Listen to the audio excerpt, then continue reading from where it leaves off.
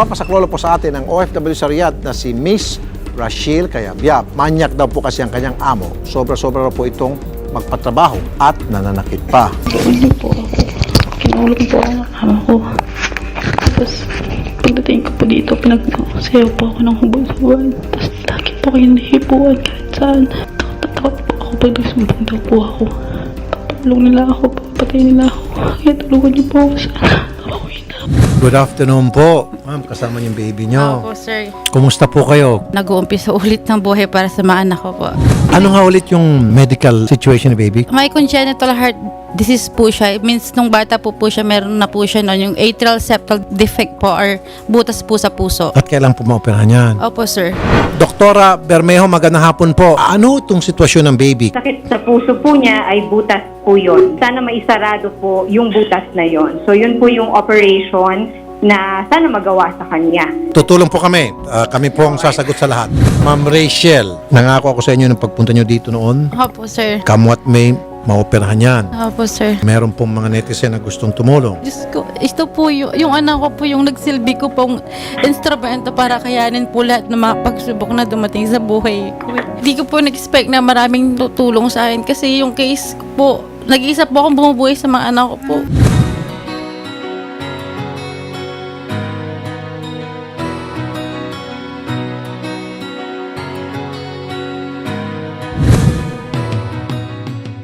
So magandang araw po Ma'am Rachel. So ngayon ay pinapunta po kami dito ni Sir Rafi para kumbaga personal naming makamusta itong si Budang. Yes Ayun po. nga matapos na umuwi ka rin from Saudi. Yes po. Ano na po ang sitwasyon nyo ngayon dito sa Baguio, Ma'am? Kamusta po si baby ngayon? Ito, yun nga po, lagi siyang napapagod, tapos laging hinihingal, nahihirapan siya dahil nga po yung sa butas nga po ng puso niya. At lalo sa gabi, lagi siyang nahihirapan pong huminga. So, nag-umpisa po kasi yun is nagkaroon po siya ng pneumonia. At nung ipin-x-ray po siya, nakita po na yung left side po ng puso niya is lumalaki rin po. Bukod po dun sa butas ng puso niya. Kaya nalaman pong meron po siyang sakit sa puso po. Base sa doktor, Ma'am, ano daw yung dahilan kung bakit nagkaroon siya ng congenital heart disease? Ang sabi po naman ko sa akin ng mga doktor is until now po, hindi pa po nila talaga alam kung ano yung dahilan kung bakit nagkakaroon yung mga bata ng ganon. Yun nga po, napakahirap sa akin simula nung nalaman kung meron siyang sakit sa puso, hindi na po ako nakapag-focus sa trabaho ko at yun na nga po ang nangyari. Nalipat ako ng amo, kaya po napunta ako dun sa amo kong, yun nga po, nang molestya po sa akin. At yun ang nangyari sa akin. Pinagsasayaw po ako, tapos yun nga po, araw-araw akong hinihipuan. At yun, hindi ko siyang maalala talaga. Kasi, Trauma. Ito, opo. Paano mo nakayanan, Ma'am, for 1 year ka nagtatrabaho tapos yun nga, minumolestya ka, sinasaktan ka lahat ng uri ng pananakit po ay ginawa sa inyo? Yung iniisip ko na lang po is yung mga anak ko. Kasi kung mababaliw man ako or kung hindi ko titibayin yung loob ko, paano na sila? Paano ko mapapagamot yung anak ko? Paano ko sila mabubuhay? Syempre yung nanay ko is may sakit na rin po sila, matanda na rin po. Tinibayan ko na lang po yung loob ko at iniisip ko na lang lagi silang dalawang anak ko. Sa ngayon, Ma'am, na nakauwi ka na dito sa Pinas at kasama mo na yung mga bata, ano po yung inyong nararamdaman? Sobrang saya po. Tapos yung nagkaroon ako ng pag-asa na para mapagamot siya, yun nga po yung pangako ni Idol na tutulungan po akong ipa-operahan ako. Kaya sobrang tuwa po na buhayin ako ng lubat, bagong pag-asa, bagong buhay sa amin magiging. Ito pong si Rukia ay kamusta naman siya ngayon? Kumbaga, ano ba yung ugali niya? Ano ba yung mga paghihirap na nararanasan mo since ikaw na yung nag-aalaga? Yun nga po, Ngayong umuwi ka. irritable siya, ganun. Siyempre, kailangan na nga daw po siyang, nahihirapan na po siya ngayon. Kaya kailangan na nga daw po siyang ipa-opera kasi mas lalo pong lumalaki yung butas ng puso niya. Nahihirapan siyang, hindi siya pwedeng tumakbo-takbo or mapagod dahil yun na nga po nangingitim siya, tapos nakukulangan siya ng oxygen po. Sinisik ko yung sarili ko sa una, meron ba akong nagawang mali or ano, syempre, isa na yun. Lalo pag may sakit yung anak mo at ang dahilan is hindi mo alam kung ikaw ang nakapagbigay ba ng abnormality sa kanya. Yun po, sobrang nag-aano ako, sinisisi ko po yung sarili ko. Kung bakit siya nagkaroon at yan, nag-wish na lang na ako na lang sana, kung pwede ko palit yung puso ko sa kanya, ibibigay ko na lang, wag na lang siyang nahihirapan po. Tapos hindi po siya yung pagtulog niya, tapos sa pagkain, kasi ganoon talaga po, may mga sakit daw sa puso, talagang yung matamlay sa Hinihingal. pagkain, hinihingal, nahihirapan sa paghinga, konting kilos po is agad napapagod. Ngayon po nakasama nyo na itong mga bata. Paano na po tumatakbo yung buhay nyo? Ayan po, balik po kami sa normal. Ako na bilang ina nila, pagising sa umaga, pagluluto ko sila, bibihisan, maglilinis ng bahay. Yung baling normal po na pagiging ina, na-miss ko rin po sa tagal ko din pong hindi sila nakasama. Yan, na masarap din sa feeling ko po ulit na maging nanay po ulit sa kanila. Tagal-tagal din, mga Opo. ilang year, 1 year. Wow po, halos Mga mag-isang 1 year. taon po. Oo. So, huwag kang mag-alala, Ma'am Rachel and Baby Rukia, kasi kaya kami nandito is para ihatid sa inyo yung magandang balita ni Idol. Dahil ngayon, ay kumbaga po, isasakato para na natin yung open heart surgery Yeah. para dito kay Baby Rukia. Makakapamuhay na siya ng normal ulit. Maraming salamat pa maraming salamat po. Yun lang po talagang hinihingi ko na maging matupad na yung maging normal na bata na po siya at gumaling na po sa sakit niya. Ngayon mismo, Opo. ay pupunta na tayo ng Baguio General Hospital para Opo. kumbaga mapacheck up natin itong bata and malaman din natin kung ano ba yung magiging process natin for her open heart surgery and hopefully sana maging Opo. maayos yung kanya magiging operation. So ma'am, Opo. mag-ready na po kayo ngayon, mag-bis na kayo para makapunta na tayo doon sa BGH para Yes, makausap na rin natin yung doktor ni Rukia. So, Yes po. ready ka na ma'am? Yes, ma'am, ready po. Maraming salamat po talaga.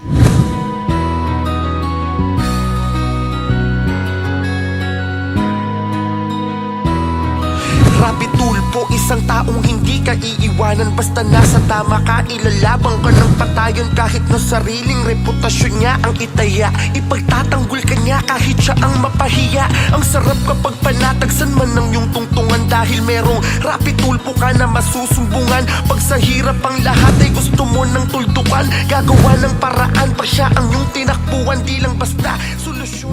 Good morning po, Doktora. So, since po kayo po pala ang cardiologist in charge po dito sa baby, so ano po ba yung condition po ni Baby Rukia sa ngayon? Specifically po, yung sakit niya ay ASD or ang tinatawag na atrial septal defect. So may butas yun sa kanyang puso na yun ang nagbibigay sa kanya ng mga sintomas niya. Mas madali siyang mapagod, ganyan. Payat siya kung nakikita niyo siya. So, yun yung kanyang kondisyon sa ngayon. And normally, sana hindi pa lumalabas yung mga sintomas sa mga gantong age, yung karamihan ng mga pasyente na ganyan. Pero sa kanya, mukhang nahihirapan na siya dun sa kanyang butas. Ang heart po kasi natin may 4 na kwarto. So yung dalawa pong nasa taas, ang tawag atrium. Dalawa sila. So atria. Okay? And then dito sa baba, ito po yung nagpa-pump. Ito yung ventricles. Normally, dapat mula sa taas hanggang sa baba, dingding po yan, dire-diretso yun. Okay? Kaya lang kay Rukia, meron siyang butas po dito sa taas. Okay? And yung measurement po niya talaga, hindi po siya yung size na nagsasarado. Meron kasi kaming mga criteria dun eh. Kunyari, kung less than 5 millimeters yun, malamang sa hindi, magsasarado siya over time. Kung in between ng mga 5 to 8 millimeters yan, alanganin, pwedeng magsarado, pwedeng hindi. So, minomonitor namin. Kaya lang sa kanya po kasi, yung measurement niya, 10 millimeters and more po. So, likelihood ng pagsasarado niya, mas lower talaga. Hindi ko naman sinasabing totally wala. Kaya lang yung karamihan ng mga pasyente na ganun, mas lumalaki pa sila actually habang lumalaki yung pasyente. So, ang nangyayari, nagiging abnormal po yung daloy ng dugo niya. So, instead na sana galing sa katawan, babalik sa lung, tas galing sa lung, lalabas na sa katawan, sa kanya hindi. Yung galing po sa lungs, dadaan dun sa butas niya, madadagdagan ngayon yung galing sa katawan doon, makikihalo siya. Kaya napansin niyo po to, malaki itong chambers na ito, na dapat sana magka-size lang itong dalawa, magka-size lang din itong dalawa. So kahit po kay Rukia, doon sa 2D echo na ginawa namin, mas malaki na po itong right side niya. Dahil parang nadadagdagan ng volume po yung pumupunta dito dahil doon sa butas niya. So yun po yung ASD na sakit. Okay po. Doktora, saan po ito nakukuha yung ganitong klaseng sakit po? Kadalasan hindi namin alam kung saan siya nanggagaling. Kung kunyari may mga relatives sila, nanay po, na may ganyan din na sakit, no? Kung nagkasakit ko minsan si mother nung nagbubuntis siya kay Rokia, meron po ba? First trimester. Anong sakit niya pong... Ano siya, yung kamay ko po is na-infection, nakain naman ng antibiotics. Although kung minsan hindi din very clear-cut po kung yung antibiotic or yung sakit niya mismo. Kasi may mga specific po na sakit lang talaga na pwedeng makakos ng mga congenital heart disease na ganito. Doktora, dito po sa case po nung bata, gaano po siya, kumbaga, naapektuhan, gaano po kabigat? Lalo lang po, 3 years old lang po siya. For one, kung papansinin niyo si Rukia, medyo payat talaga siya, no? May konting malnourishment siya dahil din dun sa hingal niya. Yun yung nagiging cause ng kapayatan niya. Mas hingal po sila, mas madali silang mapagod dahil nga dun sa extra po na volume na umiikot dun sa heart nila. So pag ganun po, isang sign yan, nahirap sila dun sa butas. So, gaano po kaya katagal yun, doktora? Yung ganong surgery po? Kung simple lang, katulad nung sa case niya, meaning sa saraduhan, usually, sabihin natin mga a week's time. Mga 2 to 3 days na preparation bago po yung surgery. Tapos gagawin nila yung surgery on that day. On that day din, lalabas na siya dun sa recovery room, okay, or sa yung post-anesthesia care unit. Then, depende po sa course niya, pwede siyang i-transfer sa ICU or later on sa regular ward. So, mga 1 linggo yun, ganyan, more or less. Basta walang complication. Okay, very good. 10 kilos pa siya. Usually po ang nakikita ko kapag natulungan natin na masarado yung kanyang butas, bigla silang tumataba. Okay, sana yun yung mangyari sa kanya. Hindi kasi nga po, nawawala yung reason kung bakit sila payat. So meaning, naalis na yung extra na energy na nauubos nila sa heart nila, sa lungs nila, yung hingal nila, ganyan. Napupunta na po dun sa pagtaba nila, paglaki nila. So, mas maayos yun for her. Okay. So, right after po ng surgery, meron pa po bang next procedure pa po or hanggang doon na lang po? Well, hopefully, yun na lang. Pero afterwards, babantayan pa rin natin. Usually, in the first 6 months po, medyo pa ulit-ulit pa po yung ating 2D echo, check-up, ganyan, para nakikita natin, magre-remodel pa po yung heart eh. So, kung ngayon malaki po yung right side ng puso niya, hopefully in the next few months after ng surgery niya, liliit na siya, babalik na siya dun sa dapat na size niya. Oo, so ganun yung hinuhope natin para kay Rukia. So ma'am, ngayon po na nagkaroon na po kayo ng kumbaga kaliwanagan dito sa situation ni baby. So ano po yung gusto niyong sabihin kay doktora at sa BGH po? Nagpapasalamat po ako sa kanila kasi nung wala ako rito, at least sila po yung nakatuklas ng sakit na anak ko. At least tataba na siya, tas magiging okay na siya pag na-opera na siya. Tas thank you, Doc, sa pag-aalaga sa anak ko talaga. So doktora, thank you po sa pagpapaunlak po sa aming interview and for taking care din po sa bata po. Rapi tulpo, isang taong hindi ka iiwanan. Basta nasa tama ka, ilalabang ka ng patayon. Kahit na sariling reputasyon niya ang itaya, ipagtatanggol ka niya kahit siya ang mapahiya. Ang sarap kapag panatagsan man ng iyong tungtungan, dahil merong rapi tulpo ka na masusumbungan. Pag sa hirap ang lahat ay gusto.